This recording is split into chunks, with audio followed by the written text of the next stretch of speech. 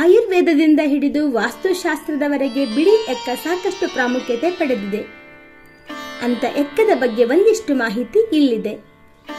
ಆಸಕ್ತರು ಹಾಗೂ ಆಸ್ತಿಕರು ಮಾತ್ರ ಈ ವಿಡಿಯೋ ನೋಡಿದರೆ ಒಳ್ಳೆಯದು. ಕೆಲವರು ಇದನ್ನೆಲ್ಲ ನಂಬುವುದಿಲ್ಲ, ಅಂತವರು ದೂರ ಇದ್ದು ಬಿಡಿ.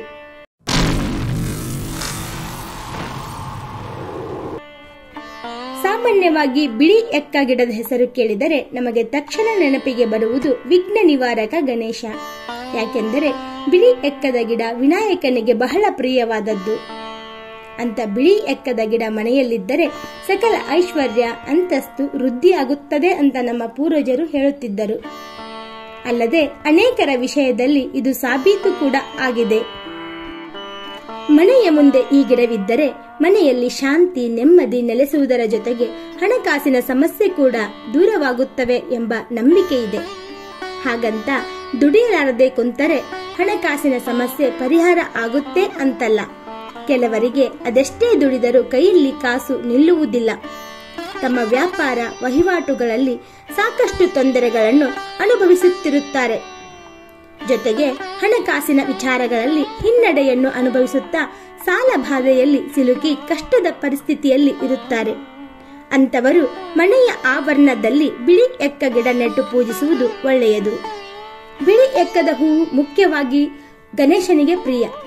ಜೊತೆಗೆ ಶಿವ, ಲಕ್ಷ್ಮಿ, ಆಂಜನೇಯ, ಶನಿ ಮಹಾತ್ಮರ ಪೂಜೆಯಲ್ಲಿಯೂ ಬಿಳಿ ಎಕ್ಕದ ಹೂವು ಶ್ರೇಷ್ಠ. ಈ ಗಿಡವನ್ನು ಪೂಜಿಸುವುದರ ಮೂಲಕ ಹಲವು ದೋಷಗಳಿಂದ ಮುಕ್ತರಾಗಬಹುದು. ಶನಿ ದೋಷವಿದ್ದವರು ಪ್ರತಿ ಮಂಗಳವಾರ ಹಾಗೂ ಶನಿವಾರ ಬಿಳಿ ಎಕ್ಕದ ಹಾರ ತಯಾರಿಸಿ ಆಂಜನೇಯನಿಗೆ ಅಥವಾ ಶನಿ ಮಹಾತ್ಮನಿಗೆ ಅರ್ಪಿಸಿ ಪೂಜಿಸಿದರೆ ಶನಿ ದೋಷ ಕೂಡ ನಿವಾರಣೆಯಾಗುವುದು. ಸೂರ್ಯ ದೇವನಿಗೆ ನಮಸ್ಕರಿಸಿ ಬಿಳಿ ಎಕ್ಕದ ಎಲೆಯನ್ನು ಅರ್ಪಿಸಿ ಭಕ್ತಿಯಿಂದ ಪೂಜಿಸಿದರೆ ಸೂರ್ಯ ದೋಷಗಳು ಸಂಪೂರ್ಣವಾಗಿ ನಿವಾರಣೆಯಾಗುತ್ತವೆ ಎಂಬ ನಂಬಿಕೆ ಇದೆ.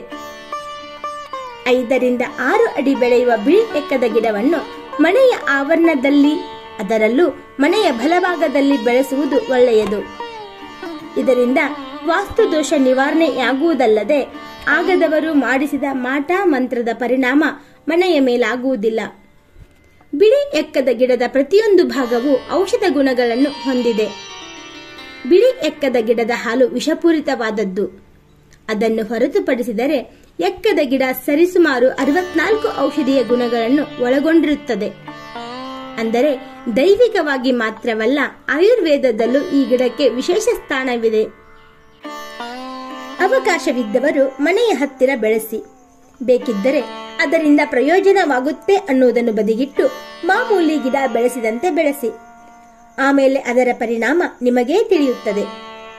ನಮಸ್ಕಾರ. ಚಿಕ್ಕ ಚೊಕ್ಕ ಮಾಹಿತಿಗಾಗಿ ನಮ್ಮ ಚಾನೆಲ್ ಸಬ್ಸ್ಕ್ರೈಬ್ ಮಾಡಿ.